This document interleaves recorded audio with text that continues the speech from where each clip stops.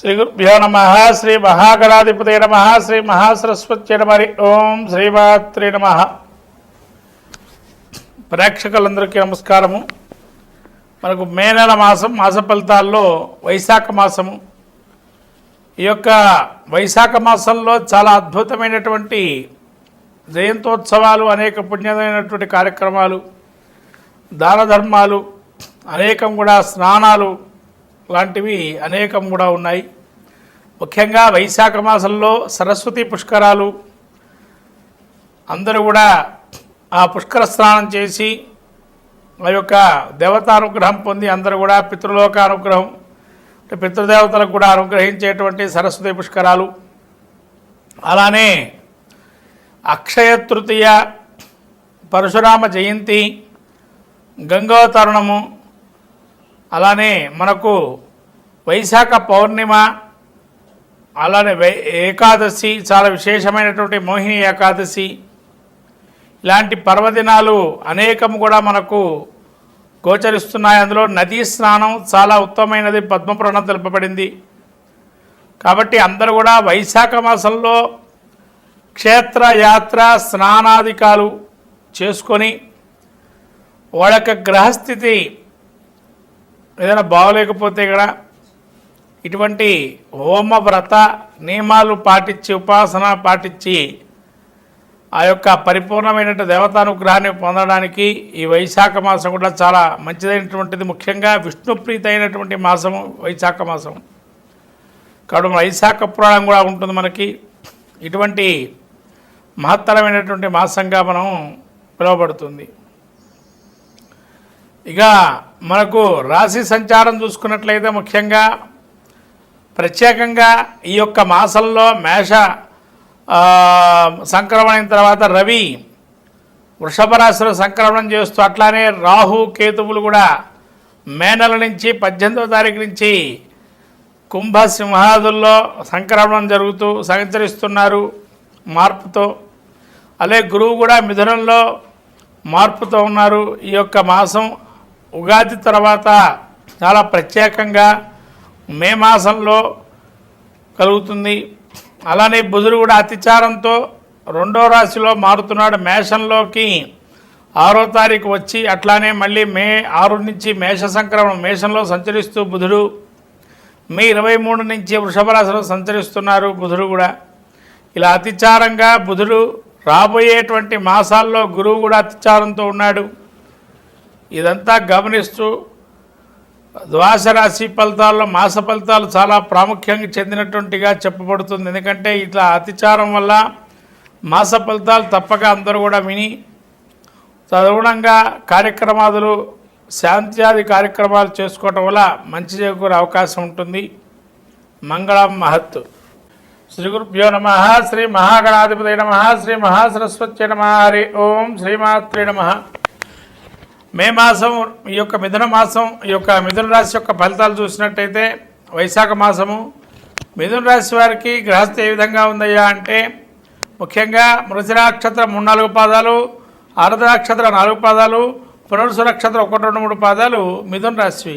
ఈ మిథున రాశి యొక్క గ్రహస్థితి చూసినట్టయితే జన్మంలో గురు సంచారం చేస్తున్నాడు మే 14 నుంచి. అలాగే రవి మే 14వ తారీఖు నుంచి రవి ద్వాదశ స్థాన సంచారం, మే యొక్క 18వ తారీఖు నుంచి కేతు తృతీయంలోను, రాహు భాగ్యంలోను 9వ స్థానంలో సంచారం చేస్తున్నాడు. ఈ యొక్క శని శుక్రులు కూడా దశమ స్థానంలో సంచారం చేస్తున్నారు. బుధుడు వ్యయంలోను ఏకాదశ స్థానం సంచారం చేస్తున్నాడు. ఈ విధంగా చూసినట్టయితే మిథున రాశి జన్మంలో గురువు ఉండడం వల్ల అకారణమైనటువంటి అకారణమైన వైరాలు, అకారణంగా కొట్లాటలు, మానసిక చింతనా భావన, ఏదో కోల్పోయామనేటువంటి చింతనాభావంతో ఉండడము, అలానే ద్వితీయంలో కేతు ఉండటం వల్ల కుటుంబంలో కొన్ని కలహాలు ఏర్పడటం, కుటుంబంలో ఉండేవారే బలంగా మారటం, అలానే కుటుంబంలో మిమ్మల్ని వ్యతిరేకించేటువంటి వారు ఎక్కువగా ఉండటం, మీ మాటని ఎవరు లెక్క చేయకపోవటం, ఇంకా గొడవలకి దారి తీయటం ఇలాంటి జరిగే అవకాశం ఉన్నాయి. అలాగే తృతీయంలో కేతు ఉండటం వల్ల ఎవరు సహకరించకపోవటం, మీ బాధను ఏకీభవించకపోవటం, చాలామంది అలా వాదన ఏకీభవించకపోవటం వల్ల నిరాశ నిస్పృహ లోనయ్యే అవకాశం ఉంటుంది. ఏదైనా మంచి పని చేద్దామని చివరికి దీనికన్నా గుడే మేలని చెప్పి గుడో బడో లేకపోతే ఎక్కడైనా ఏకాంత ప్రదేశాలకు వెళ్ళి కాస్త స్థిరమైన ఆలోచన చేద్దామని ఆలోచనతో ఉంటారు. తృతీయంలో కేతు ఉండటం వల్ల కొంతవరకు సానుకూలంగా ఎవరో తెలియని వ్యక్తితో కొంత మాట ధోరణితో కొద్ది మంచి మాటలు విని దానివల్ల మీరు కొంతవరకు మేలు పొందే అవకాశం ఉంది. అలానే రాహు కూడా మీకు ఈ యొక్క 9వ స్థానం సంచారం చేస్తున్నాడు కాబట్టి కొంతవరకు యజ్ఞాది కృతువులు కానీ విదేశీ వ్యవహారాలు కానీ కొంత యోగదాయకంగా ఉంది. ముఖ్యంగా పితృదోష నివారణ చర్యలు చేపట్టుకుంటే కనుక మిథున రాశి వారికి చాలా అద్భుతంగా యోగిస్తుంది ఈ మాసంలో. అలానే ఈ యొక్క శని శుక్రులు 10వ స్థానంలో ఉండటం వల్ల ముఖ్యంగా ఈ శని మీకు బాగా అధికారంలో కానీ ఉద్యోగంలో కానీ వృత్తిరీత్యా కానీ బాగా పోటీతత్వంగా ఉండేటువంటి వారు మిమ్మల్ని మీ యొక్క పనిని మోసం చేసి వారి యొక్క పరిగ్రహించేటువంటి తెలివి కానీ మోసపూరితమైన ఆలోచనలు మీ దగ్గర తీసుకొచ్చి వాటిని మీ ముందర పెట్టడం, అలానే ఉద్యోగాలు మిమ్మల్ని ఎక్కడైనా కూడా బలహీనం చేద్దామని ఆలోచనతో ఉంటారు. అలానే మీరు కొత్తదైన స్త్రీలు కూడా పరిచయాలు ఏర్పడతాయి. తద్వారా నూతనమైనటువంటి కార్యక్రమాలు చేపట్టే అవకాశం ఉంటుంది. ఏకాదశుల్లో బుధుడు ఉండటం వల్ల మీకు మీ యొక్క మాట చాలా స్వీట్నెస్గా ఉండి అవతల మనిషిని పట్టే అవకాశంగా కూడా ఉంటుంది. కొంతమంది బయట వారితో, ఇంట్లో మాత్రం మీరు బలంగానే ఉంటారు, బయట వారితో స్వీట్గా ఉంటారు. అలానే 12లో బుధుడు ఉండటం వల్ల కొంతవరకు వేళ తప్పిన భోజనాలు అంటే అసిడిటీ లాంటివి వచ్చే అవకాశం ఉంటాయి. ఉదర సంబంధమైన వ్యాధులు కానీ వచ్చే అవకాశం ఉంటే జాగ్రత్తగా ఉండడం మంచిది. వినికిడి కానీ లేతేనా ఈ యొక్క గొంతుకు సంబంధించి కానీ నొప్పులు వచ్చే అవకాశం ఉంటుంది. థైరాయిడ్ లాంటివి కొద్దిగా పరీక్ష చేసుకోవడం మంచిది మిథున రాశి వారు. అలానే కొంత వ్యాయామం చేయడం మంచిది. గురువు జన్మస్థానంలో సంచారం చేస్తున్నాడు కాబట్టి శరీరంలో కూడా స్థూలకాయం పెరిగే అవకాశం ఉంటుంది. జాగ్రత్తగా శరీరం సౌష్ఠవాన్ని జాగ్రత్తగా చూసుకోవడం మంచిది. తద్వారా మీరు ఏదైనా కూడా సాధించగల శక్తి సామర్థ్యం ఉందని మీ యొక్క సెల్ఫ్ కాన్ఫిడెన్స్ ఏదైతే ఉంటుందో ఆ కాన్ఫిడెన్స్ ఆత్మవిశ్వాసంతో ఉండండి, ఖచ్చితంగా మేలు జరిగే అవకాశం ఉంటుంది. అలానే ఈ యొక్క మిథున రాశి వారికి యొక్క రాహు కూడా యోగదాయకంగా ఉన్నాడు. విదేశీ పెట్టుబడులు యోగదాయకంగా ఉన్నాయి. తద్వారా మంచి చేసే అవకాశం ఉంది.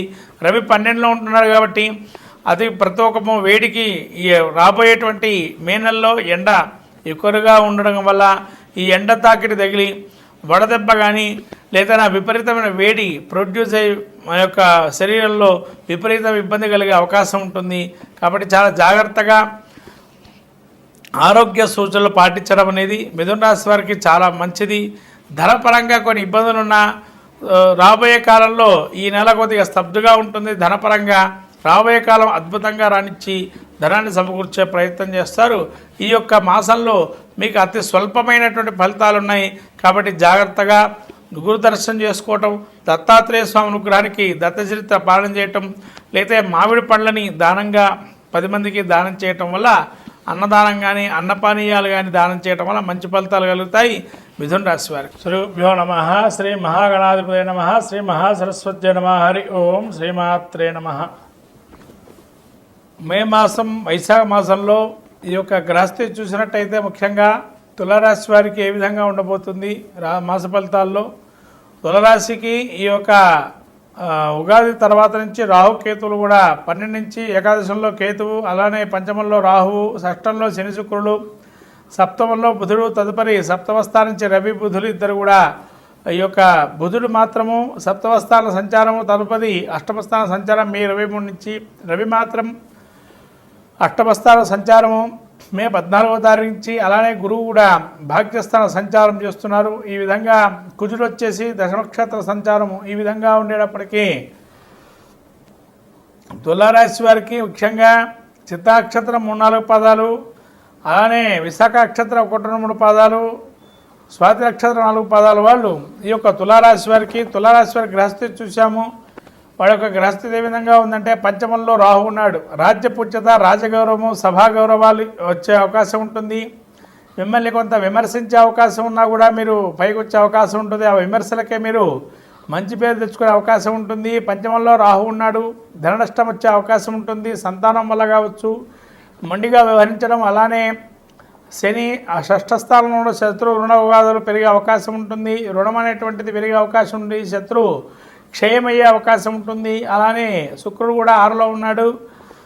నూతనమైనటువంటి కార్యక్రమాలు చేపట్టే అవకాశం ఉంటుంది. అలానే ఈ యొక్క బుధుడు కూడా మీకు సప్తమస్థానం సంచారం చేస్తున్నాడు. షష్ఠం నుంచి షష్ఠంలో ఉన్నంతకాలం మీ బుద్ధి కుశలత ద్వారా మీరు కొన్ని సమస్యలు పరిష్కరించుకుంటారు. తద్వారా మీకు విజయం సాధించే అవకాశం ఉంటుంది. అలానే బుధుడు మీకు తర్వాత అష్టమస్థానం సంచారం చేస్తున్నాడు. అష్టమస్థానం సంచారం చేసేది చాలా జాగ్రత్తగా ఉండడం మంచిది. ఎక్కువ మోతాదులో భోజనం కానీ ఏదైనా తీసుకోవటం జరుగుతుంది. తద్వారా ఇబ్బంది కలిగే అవకాశం ఉంటుంది. అలానే గురువు మీకు భాగ్యస్థానం సంచారం చేస్తున్నారు. తదేకంగా పితృయజ్ఞాలు కానీ దేవయజ్ఞం కానీ యజ్ఞాది కర్తవులు కానీ వ్రతాధిక నియమాలు కానీ బాగా యోగించే అవకాశం ఉంటుంది. దైవానుగ్రహం బాగా ఉందని చెప్పచ్చు. గురువు యొక్క భాగ్యస్థానంలో సంచారం చేస్తూ శని యొక్క అనుగ్రహం కూడా కలుగుతుంది. అలానే రావాల్సిన ధనం కానీ నష్టమైన ధనం కానీ తిరిగి వచ్చే అవకాశం ఉంటుంది. అలానే ఈ యొక్క శని కూడా తృతీయ స్థానం ముందు సంచారం యొక్క దృష్టి పెట్టడం వల్ల రవి మీద కొంత ఇబ్బంది కలిగే అవకాశం ఉంటుంది. అపఖ్యాతి పాలయ్యే అవకాశం ఉంటుంది.